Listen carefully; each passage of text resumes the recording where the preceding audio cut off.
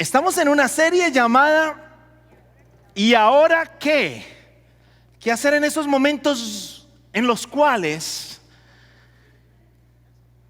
se presentan en nuestra vida cosas que no esperábamos? Tocan a la puerta de nuestros hogares o a la puerta de nuestras vidas alguna cosa profunda, algo que genera un profundo dolor. Y nosotros decimos, ¿y ahora qué voy a hacer? ¿Por qué me pasó esto? Y empezamos una lucha y estamos hablando acerca de cómo poder enfrentar esto. Ahora, hay algo interesante. Primero es el impacto, ese choque que tenemos. Después es esa lucha. Primero una lucha con nosotros mismos, después es una lucha con las personas que están a nuestro alrededor. Al mismo tiempo es una lucha con Dios preguntándoles por qué y por qué. Y después de eso se presenta en nosotros una profunda depresión, una profunda tristeza que apaga muchas veces en nosotros el reír, el querer vivir y el querer salir adelante en diferentes situaciones. Déjenme decirles algo, el próximo miércoles el Hospital Metodista y Champion Forest se están uniendo para traer un estudio acerca de la depresión y cómo ayudar a las personas que están sufriendo en depresión, o descubrir esas personas que están sufriendo en depresión y posiblemente tienen ideas de suicidio. ¿Qué conexión puede haber en eso? Vamos a estar estudiándola a través de la Escritura, porque es el departamento de capellanía del Hospital Metodista que se ha querido unir con nosotros en esta serie para nosotros poder equiparnos de la mejor manera. El día de hoy vamos con el tercer mensaje de esta serie. Y vamos a hablar acerca de ese momento de tristeza, de ese momento que inunda nuestro corazón. Pero antes que todo, yo quiero recordarles el texto, porque el texto de la serie está en Romanos capítulo 15, versículo 13. Y escuche lo que dice: y el Dios de esperanza os llene de todo gozo y paz en el creer, para que abundéis en esperanza por el poder del Espíritu Santo. Voy a volvérselo a leer. ¿Y el Dios de qué? Dígalo fuerte conmigo. De esperanza, no importa dónde estés, hay esperanza en Cristo Jesús.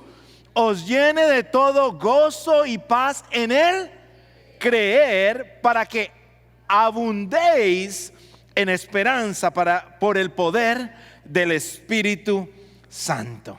Hoy vamos a empezar con una entrevista, porque hemos querido traer casos reales. Es que nosotros como cristianos sufrimos. Nosotros como cristianos vivimos situaciones difíciles. A veces nos quieren sacar del mundo real, cuando realmente estamos viviendo en un mundo caído, en un mundo de dificultad. Y para mí el día de hoy es un privilegio poder compartir con la familia Bolaños. Guido y Mónica están con nosotros hoy. También están acá David y Sofía, que son tus hijos, sus hijos. Y qué bueno tenerlos aquí. Y ellos van a compartir parte de su historia, una historia en la cual ellos han podido ver las manos del Señor, y vamos a compartir este tiempo juntos. Por favor, Guido, Mónica, siéntense acá. Y qué bueno poder tener este tiempo y compartir historias reales.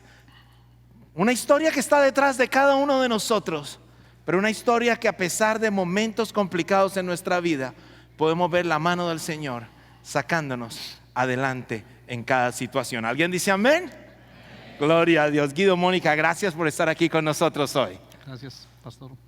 Bueno, Guido y Mónica han sido parte del liderazgo de nuestra iglesia aquí en Champion Forest por muchos años, y es interesante que era un día del año 2010. Nuestra iglesia crecía de manera impresionante. El Señor los estaba usando de una manera muy especial con el ministerio de matrimonios. Yo creo que muchos recuerdan eso. Ellos tenían programas de matrimonio los miércoles y escribían series para ayudar a las parejas en diferentes situaciones. Pero pasa algo interesante en el año 2010. Guido, ¿qué pasa? Esta historia nosotros nunca la hemos contado.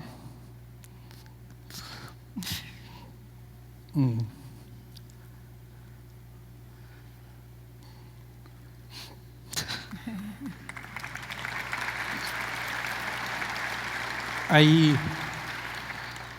amigos aquí sentados que no la conocen. Pasó hace 7 años. La verdad no hemos podido hablar de eso. Es la primera vez que lo vamos a hacer. Y la historia empezó, yo diría que un poco más atrás. Empezamos a este país llegamos en el 2001. Yo soy médico en Colombia, ejercía medicina por varios años allá. Los dos últimos años gerencié una clínica pequeña y luego nos vinimos a este país a abrir nuevos rumbos. En ese trayecto, por allá en el 2008 fuimos a Colombia una vez a visitar, y luego en el 2010, a mediados de año, le pasó una enfermedad a Mónica muy severa, que fue vista por los mejores especialistas y subespecialistas de esta ciudad. No le pudieron encontrar y ponerle nombre a lo que tenía, pero era una enfermedad de por vida que necesitaba tratamiento de por vida. Y le mandaron su tratamiento y vimos 2 o 3 semanas después, en un milagro que nos regaló el Señor, Mónica la sanó el Señor. Entonces, amén. Sí, esa es otra historia que luego se contará, y se hizo un video de eso y nosotros dijimos, vamos a dar testimonio y vamos a mostrar la gloria de Dios con ese milagro que pasaba más allá de la ciencia. O sea que ustedes deciden ir a Colombia para contar un milagro. Exactamente, quisimos ir a contar el milagro. Entonces en diciembre dijimos, vamos a contarlo a nuestra familia, a nuestros amigos, y Mónica viajó por allá como un 10 de diciembre y yo viajé el 14, inolvidable, de diciembre. Cuando llegué al aeropuerto y pasé mi pasaporte, el oficial de inmigración me dijo, en Colombia, me dijo, ¿usted tiene problemas? ¿Ha tenido algún problema acá? Nada en absoluto. Hágase aparte. Me sacaron aparte. Me dijeron, hay un problema aquí. Entonces dijeron, algo pasó y lo tenemos que detener. Eran las 11 de la noche, Mónica me estaba esperando afuera con los niños, la familia. No salí, yo pensé que era algo, no sé, algún malentendido. O sea que no te dejan entrar, entras al país, pero te detienen. Ajá, me detienen. ¿Qué había pasado? Pues yo pensé que era, no sé, no me imaginaba que podía haber pasado, no había pasado nada conmigo, y paso la noche en una comisaría y por la mañana me llevan unos delegados de allá de la policía, será al Palacio de Justicia, y me dicen, usted tiene una sentencia aquí, usted fue sentenciado porque la compañía que usted manejó hace 10 años no pagó un impuesto. O sea que llegas a contar un testimonio y terminas detenido. Ya se había pasado el juicio y absolutamente todo, y se había dado una sentencia y la sentencia estaba en contra tuya. Exactamente, la sentencia eran 40 meses de cárcel. 40 meses de cárcel, wow. Wow. Entonces, no, pues empezó ahí un trauma familiar, no entendíamos qué pasó, no sabíamos qué era eso. Encontramos, fue llamar a los abogados y se vino toda el valle de oscuridad, la noche oscura para nosotros, Claro. empezar a vivir eso. O sea que de un momento a otro pierdes libertad, pierdes la oportunidad de poder seguir tu carrera profesional y como familia aquí. No puedes volver en los 10 días que tenías, sino que quedas detenido allá en tu país. Y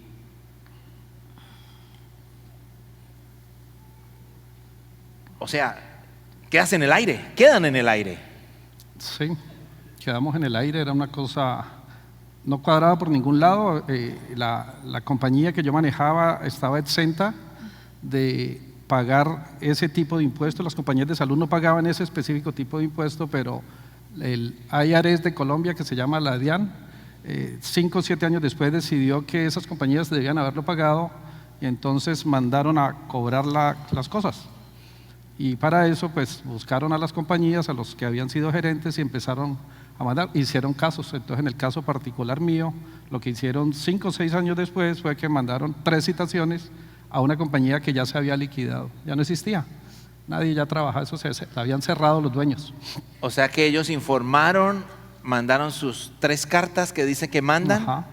nadie respondió y No. se fue la sentencia y toda la carga queda sobre ti. Toda la carga quedó sobre mí. Se llevó a un caso donde yo no sabía que estaba corriendo. En el 2008 no me avisaron, nunca nos dimos cuenta que pasaba eso. Y entonces lo llevan a un caso con la Fiscalía, la Procuraduría y el juez. Y a pesar de que la Fiscalía y la Procuraduría me defienden, la Fiscalía es el ente acusador y dice que no había caso y que yo era inocente, el juez sentencia 40 meses. Y eso es lo que me entero en ese momento de entrar. Impresionante. Ahora, ¿qué sienten en ese momento? ¿Qué pasa en ese momento? En su parte ahora, ¿qué voy a hacer? ¿Qué voy a hacer con todo esto que estoy viviendo? Vengo con una buena intención de compartir lo que el Señor está haciendo y de pronto se derrumba completamente todo, hay injusticia y terminas completamente detenido, perdiendo casi todo el futuro que estabas construyendo acá. Sí, es un trauma muy fuerte. Yo con Moni hablamos y es como si hubiéramos entrado a un cuarto oscuro, se rompe todo. Lo primero es no entender la situación. ¿Qué pierdes? Pierdo, en primer lugar, la dignidad. Mis papás me enseñaron siempre la integridad, el ser honesto, lo aprendí de ellos y lo pierdo totalmente al ver mi nombre metido en una situación de esas. Encima de eso me colocan un dispositivo en la pierna para controlar dónde iba a estar. Entonces eso es una cosa inhumana.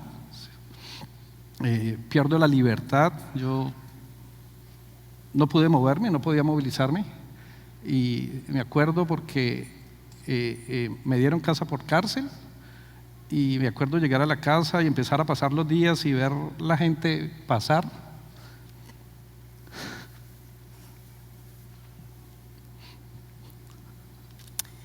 Ver la gente pasar y no poder salir. No poder salir. No poder salir, yo creo que lo que se pierde en ese momento es todo, te quedas sin piso. Nuestra vida estaba acá, nuestra vida no estaba en Colombia. Y teníamos nuestros 2 niños, uno de 5 años, Sofía de 5 años y David de 3 años. Y fue llegar allá y de repente, ¿qué vamos a hacer? En el caso mío, todo recaía sobre Guido Mauricio. Ahora, ¿yo qué voy a hacer con todo, no?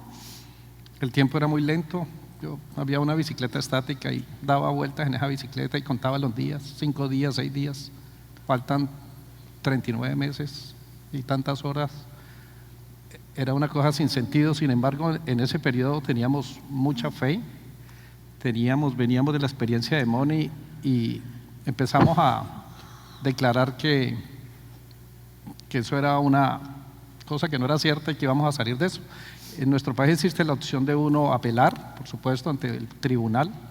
Entonces decidimos apelar y en la escritura encontramos un pasaje que lo tomamos para nosotros y dijimos esto es palabra para nosotros, y el pasaje hablaba claramente que en 10 días uno sería apresado y soltado, decía el pasaje de la Biblia en el libro de Apocalipsis. Y resulta que en Colombia esa posibilidad de apelar toma 10 días y en 10 días dan la respuesta por ley. Entonces estábamos seguros que en 10 días se solucionaba y compartimos eso con personas que incluso no creen en Dios. Dijimos, este es nuestro momento de decirle, Dios, van a ver lo que Dios va a hacer.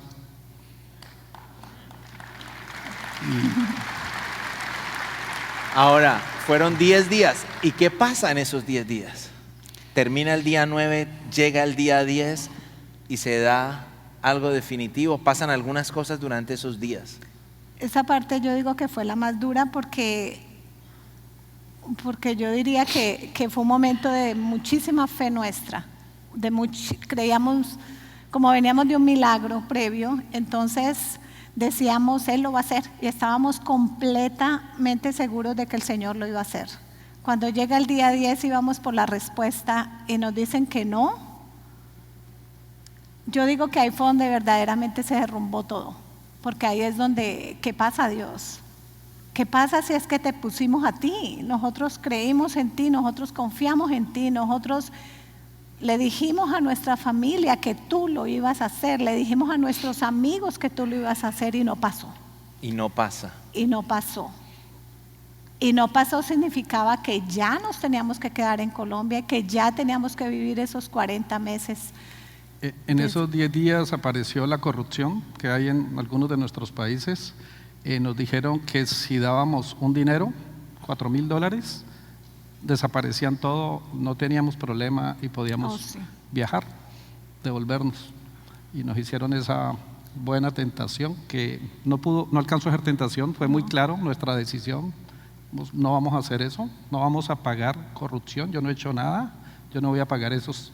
Y dije unas palabras que hoy las recuerdo y me suenan en mi mente. Dijo, si tengo que pagar los 40 veces, los pago, pero no voy a pagar corrupción. Se negó.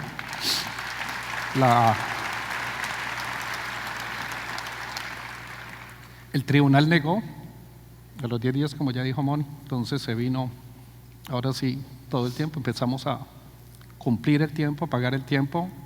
Me habían dado casa por cárcel y se vino ya la parte de la ansiedad y la depresión. Empieza esa tristeza profunda, el choque, empieza una pelea con el Señor. ¿Vivieron ese momento? Sí, una peleota con el Señor. Es una peleota bárbara. Era como sí. Pensar, yo voy a compartir algo del Señor y ahora se me aparece esto. Sí, o sea, la parte humana, siempre he pensado que uno no puede desconectar la parte humana de la parte espiritual, y tuvimos la oportunidad, yo tuve la oportunidad de vivirla, de pelear con Dios, de no entender qué pasaba, de dejar pasar los días y aunque sabía en alguna parte de mi ser que estaba ahí, la parte humana me desplomaba, mi personalidad, mi estructura se veía desquebrajada, sentir que no podía proveer a mis niños, que no podía cuidar, que todo se había quedado acá, que 10 años de búsqueda todavía no teníamos residencia, habíamos viajado con un permiso, con un parol, estábamos en esa lucha que estamos la mayoría buscando en este país. Era todo desplomado, mi nombre, mi familia, el dolor de mis papás, de los papás de Moni, la familia, de nuestros niños que no supieran, ellos no supieron hasta hace poco. Yo recuerdo esa llamada de ellos cuando dicen, desocupen la casa, saquen todo. Y yo recuerdo desocupando su casa con varios hermanos de acá, cosa por cosa, moviéndola y sacándola. Y yo pensaba, wow, qué difícil debe ser que alguien vaya y desocupe tu casa completamente. Entonces se desbarata completamente una historia y entras en una profunda dolor que un médico amigo te visita y ¿qué pasa? Si vienen síntomas de depresión, un día va un médico amigo y me dice, vos tenés depresión, y me formula, y para mí eso fue durísimo porque pues el médico era yo y el que formulaba era yo, y ahora me estaban formulando a mí antidepresivos, y yo decía, no estoy deprimido, pero no dormía, lloraba todo el día, miraba hacia adelante y no veía salida. No quieres. Entonces, y habíamos tenido en la familia recientemente el suicidio de un familiar, entonces empiezan a venir ideas ocasionales en la cabeza, y sé que la familia estuvo muy preocupada por eso. Hubo mucho dolor ahí. Esa parte fue bien dura porque es ver a tu esposo llorando como un niño chiquito, es ver a tu esposo ahí arrodillado, no puedo ni describirlo. Y salir, yo tenía que llevar a los niños a la escuela y salir con miedo cada día. Yo salía con miedo porque yo decía, yo salgo y me daba mucho miedo de que iba a encontrar cuando volviera, que él no estuviera, y me daba mucho miedo que él cometiera algo como eso porque estaba con antidepresivos, ansiolíticos, y era la única forma de que lográbamos calmar su estado emocional. Todo se cae, todo se desbarata, muchas cosas se pierden. Y ustedes, tú me decías algo cuando compartíamos el testimonio y me decías, me sentía en un cuarto oscuro, pero ¿qué sentías en ese cuarto oscuro? Era increíble porque yo sentía que estaba en un cuarto oscuro, muy oscuro, el cuarto estaba cerrado totalmente, yo sabía que había una puerta seguramente y una luz.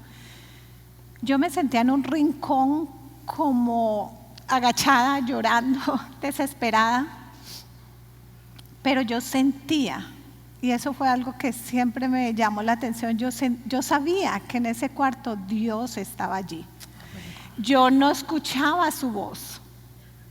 Y yo le preguntaba y yo oraba y trataba de orar, a veces ni siquiera podía orar. Había momentos donde luchas tanto con el dolor que estás sintiendo que intentas orar y no puedes orar. A veces yo no podía orar.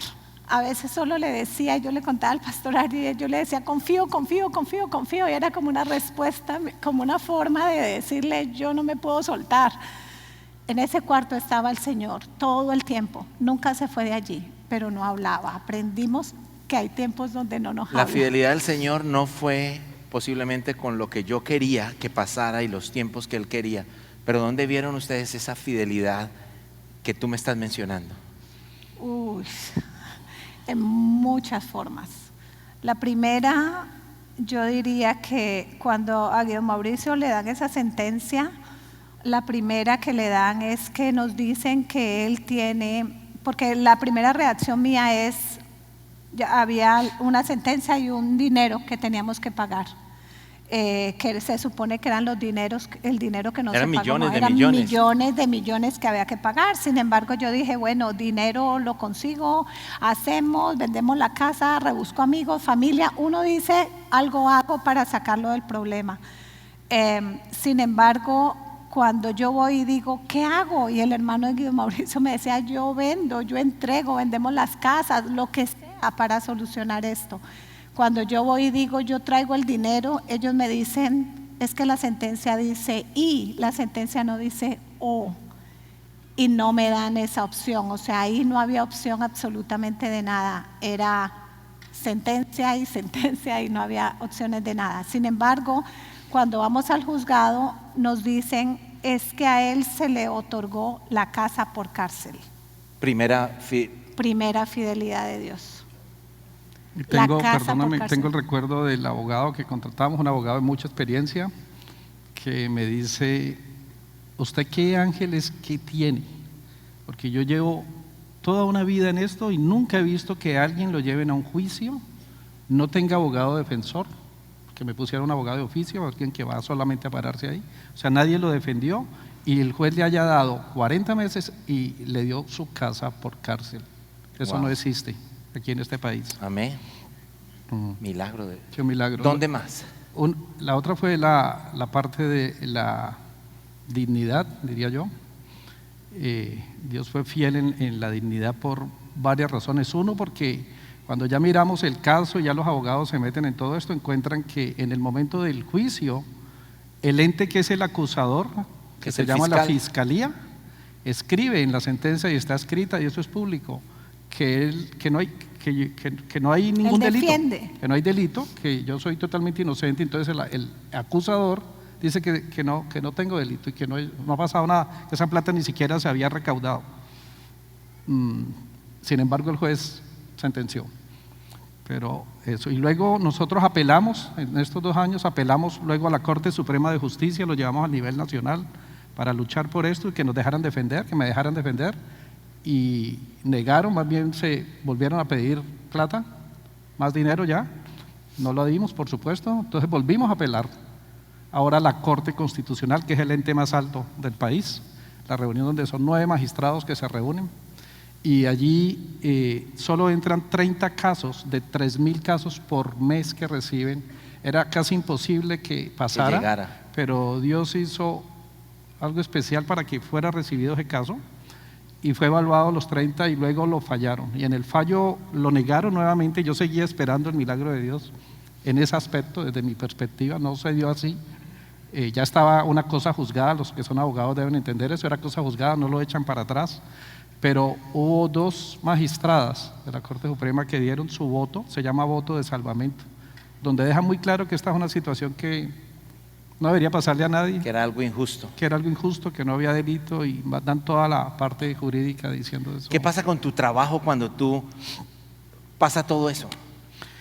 Tú llamas al... Sí, cuando la parte de la provisión fue un milagro que uno la ve luego, yo me demoré en verla por la obnubilación, pero básicamente ya cuando vemos que eso se pone serio y que no íbamos a salir de eso, pues yo dije, llamo a la compañía y a decir que no vuelvo, que nos presentó un problema y que no volvía. Entonces llamo y el presidente de la compañía, cuando le digo no vuelvo porque me quedo acá, tengo que solucionar un problema, me dice, ¿cómo que no vuelves? Pues coge un teléfono, un computador y sigues trabajando desde allá. Así es que a los 8 días seguí trabajando.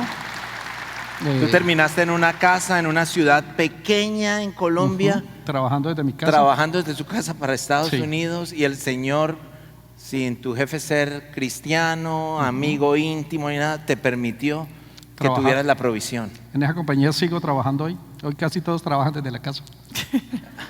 Wow, wow, increíble. Otra bendición fue que hoy la ve uno luego en el tiempo, pero estuve 2 años allá, estuvimos 2 años. Dios nos regaló la familia, mis papás, los papás de Moni, la familia de Moni, la familia mía, mis hermanos, los amigos y los amigos que no estaban, incluso los amigos de acá, la gente de acá que estaba. Tuvimos la oportunidad de pasar 2 años que no los hubiéramos pasado con ellos, de sentir el amor. Y Los procesos migratorios se vencieron. Fue increíble porque nosotros viajamos con un parol. El parol significaba que nosotros solo teníamos como 90 días para entrar y salir del país. Nosotros estábamos en espera de las tarjetas de residencia. En medio de ese proceso llegaron las tarjetas de residencia. Finalmente llega un día, a mí nunca me llegó mi tarjeta de residencia, yo tenía que entrar a este país. Me guiaron, el abogado me guió hacia entrar por una ruta, fue bien difícil, les digo que fue bien difícil la forma como me tocó entrar acá nuevamente con el documento que decía que yo tenía residencia aprobada, pero era una residencia y había estado 2 años por fuera del país. Finalmente logro entrar a este país y me ponen en espera de un fallo, y a los pocos meses Guido Mauricio entra. Cuando Guido Mauricio entra aquí, ahí hubo un tercer milagro del Señor, porque él termina su tiempo en Colombia, 24 meses que tenía que cumplir, y le dan libertad condicional. Y esa libertad condicional, nosotros requeríamos un permiso Para salir del país. antes de que Y el Señor lo hizo. Cuando Él llega aquí, nosotros dijimos, vamos a hablar con la verdad. Nosotros no vamos a venir aquí a decir lo que no es, porque todo el mundo nos decía, no vayan a contar eso allá, porque si no, no los dejan entrar. Y nosotros dijimos, vamos a hablar con la verdad. El Señor a nosotros eso nos lo ha enseñado. Y entramos diciéndole, Guido Mauricio entró diciéndole a los oficiales, le preguntaron, ¿por qué estuviste por fuera 2 años si tú no podías estar 2 años por fuera? Y él dijo, me detuvieron, estuve 24 meses detenido y hoy estoy en libertad condicional. Increíble, increíble. Guido, Mónica, gracias por compartir esto, gracias porque sabemos que hubo mucho dolor, un profundo dolor, pero también vimos que la fidelidad del Dios en que creemos es más grande que ese dolor que nosotros podemos tener. Dios les bendiga, gracias por estar con nosotros hoy y contar esta historia. De pronto tú estás viviendo un dolor diferente, de pronto tu situación es diferente. De pronto es algo que pasó hace mucho tiempo, de pronto es algo que se perdió en ti. De pronto hay una injusticia de algún hombre o alguna mujer que vivió contigo, que se llamó esposo o esposa. De pronto fue alguna injusticia que hizo que perdiera muchas cosas en ti. Pero al escuchar historias como estas, en los cuales yo no manejo mi tiempo, el tiempo del Señor siempre es especial. Y la promesa grande que Dios tiene para cada uno de nosotros es que en ese tiempo de profundo dolor, la presencia del Rey está con cada uno de nosotros. Y algo que nosotros debemos, por lo cual nosotros tenemos que prepararnos. Y le voy a dar 4 elementos en los próximos minutos que yo quiero que usted los tenga en su corazón. Porque si algo vamos a enfrentar cada uno de nosotros es que van a llegar momentos de dolor. Pero mire lo que dice el primer aspecto hoy. El dolor es inevitable, pero la vida sigue. Pero la vida sigue. Ahora, ¿qué significa eso? Que el Señor no ha terminado con nosotros. Eso significa que no no permitas que ese dolor que has vivido y que has pasado en ti te deje sin poder avanzar a las cosas lindas y preciosas que el Señor quiere seguir haciendo contigo. Hay un texto en el cual el mismo salmista decía en el Salmo 34: muchas son las aflicciones del justo. Y me encanta el texto porque dice, primero dice la realidad, muchas, y después dice del justo. Y el justo son los que reconocen al Señor, son los que quieren hacer las cosas bien. Somos nosotros que somos perdonados, pecadores perdonados por el Señor, que el Señor nos ha hecho nuevos, pero que vivimos en un mundo difícil y caído. Y el salmista nos lo aclara claramente cuando dice, muchas son las aflicciones del justo, pero después dice algo poderoso: pero de todas ellas nos liberará el Señor. Amén. ¿Usted le da un amén a eso?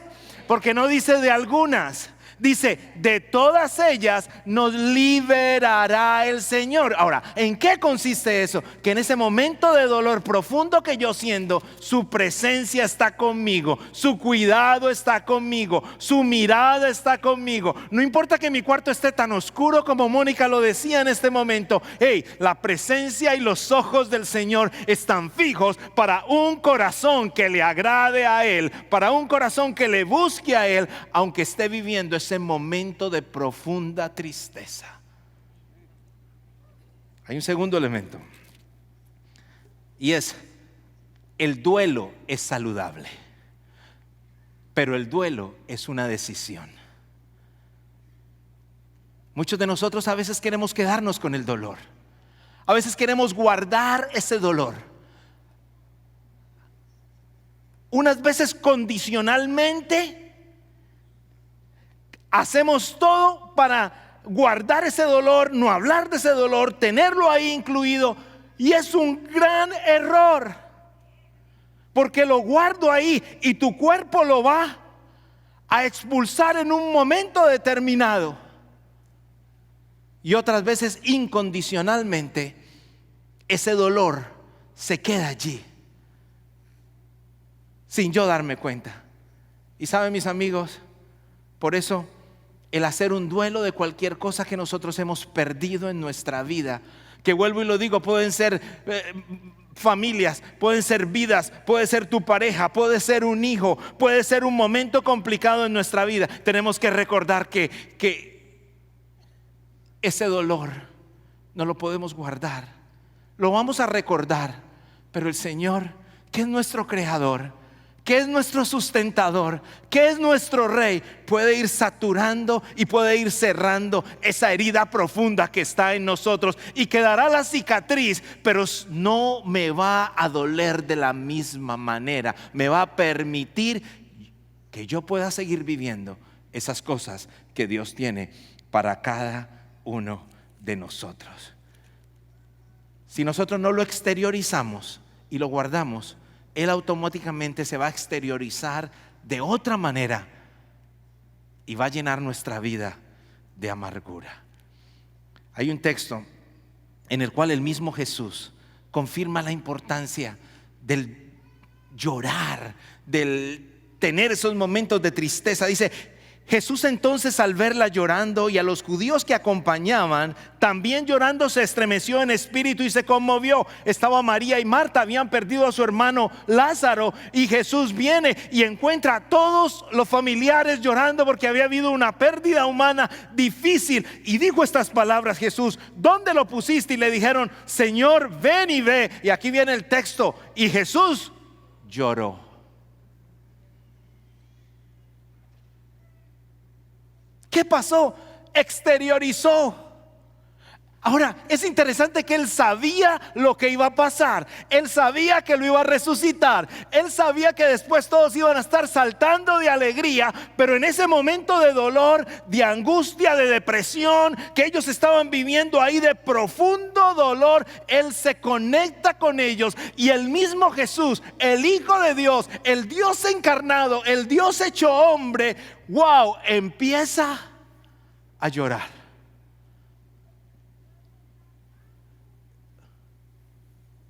Con esto, el Señor nos invita a que nosotros exterioricemos ese dolor, porque no es símbolo de debilidad. No consiste en pretender estar bien cuando no lo estoy. No consiste en no pensar. Consiste en sanar. Y tú no lo puedes sanar por ti mismo, pero el todopoderoso Señor que está en los cielos, Él es el sanador. Él sana nuestros corazones, Él sana nuestras dolencias, Él nos levanta, Él nos lleva. Y hay algo que pasa cuando yo estoy viviendo esos momentos de profundo dolor. Yo no puedo dimensionar, escuche esto, no puedo dimensionar que el Señor sigue bendiciendo mi vida.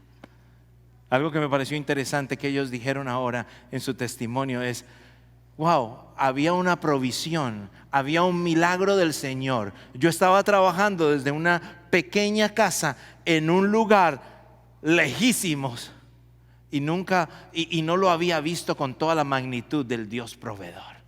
¿Sabe por qué? Porque nuestro dolor a cada uno de nosotros, a veces nos nubla, pero la fidelidad del Rey está presente. Amén. Ahora, ¿qué más hacer cuando yo tengo ese dolor? Primero, recuerde que es inevitable. Segundo, recuerde que es saludable caminar por ese dolor y hacer un duelo. Y número 3, comparte ese dolor con alguien más. Compártalo con alguien más. Busque una persona buena con quien compartirlo. Expréselo. Hay un texto en la Escritura que dice: cuídense unos a otros para que ninguno de ustedes dejen de recibir, escuche esto, la gracia de Dios. Y el cuidar es esto, el poder compartir con unos lo que estoy viviendo. Me encanta la sinceridad del testimonio de ellos cuando decían, yo hablaba con ellos y me decían, no queríamos orar, no podíamos orar. Quería abrir la Biblia, la paseaba de un lado al otro, no encontraba nada que trajera algo en mí. Pero cuando tú tienes una persona que confía en Dios cerca, cuando tú no puedes o no quieres leer la Escritura porque estás viviendo tu tragedia, estás viviendo tu dolor, estás viviendo tu pérdida, qué hermoso es que cuando yo no la puedo leer, alguien me la repite al oído y me recuerda que el todopoderoso Rey de Reyes está presente con nosotros. Es la bendición de estar con alguien más, con alguien que confía en el Dios de milagros, en el Dios poderoso, en el Dios todo Señor, para que esa persona que está en dolor no deje de recibir la gracia de Dios. Y mire este cuarto elemento: Dios se duele con usted. Él se duele con usted. El Señor está cerca de los que tienen un corazón quebrantado. Se lo vuelvo a repetir. El Señor está cerca de los que tienen el corazón quebrantado. Él rescata a los de espíritu destrozado. Él está cerca. Él está cerca a ti. Bienaventurados los que lloran, dice la Escritura, porque ellos recibirán consolación. El Salmo 23, en uno de sus versículos dice: confortará mi alma. ¿Hay alguien que necesite que el Señor lo conforte? Aquí está el Padre Celestial hoy, paseándose en medio de nosotros. Y después dice: no solo confortará mi alma. Cuando yo veo esta historia, el Señor no solo los ha confortado en su dolor, sino que el Salmo también dice: confortará mi alma y me guiará por sendas de justicia. Quiere decir, no me deja estacionado en mi dolor, sino que empieza a sacarme. Ojo, es un proceso, no es de un día, es de tiempo, pero empieza a sacarme de ese dolor y me empieza a llevar a lo que el Padre tiene para cada uno de nosotros.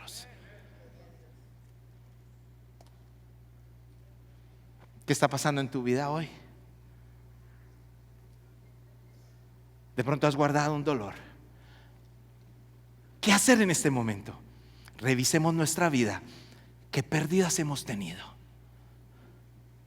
Revisémoslas. ¿Qué pérdidas hemos tenido en nuestra vida? Porque de pronto Muchas personas con las que hablo me dicen, yo nunca volví a ser igual. De pronto hay unas pérdidas que se han quedado ahí, que están tocando mi corazón. Hay unas pérdidas profundas.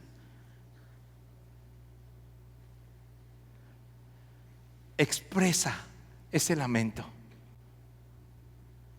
Háblalo con alguien más. Evalúa y reconoce tu progreso. Reconoce que el Señor te está sacando. Reconoce que ya estás un poquito más alejado de donde estabas antes. Se va a necesitar tiempo. Y ante todo, confía en el Rey. Gracias por estar con nosotros hoy y gracias por permitirnos llegar hasta tu hogar.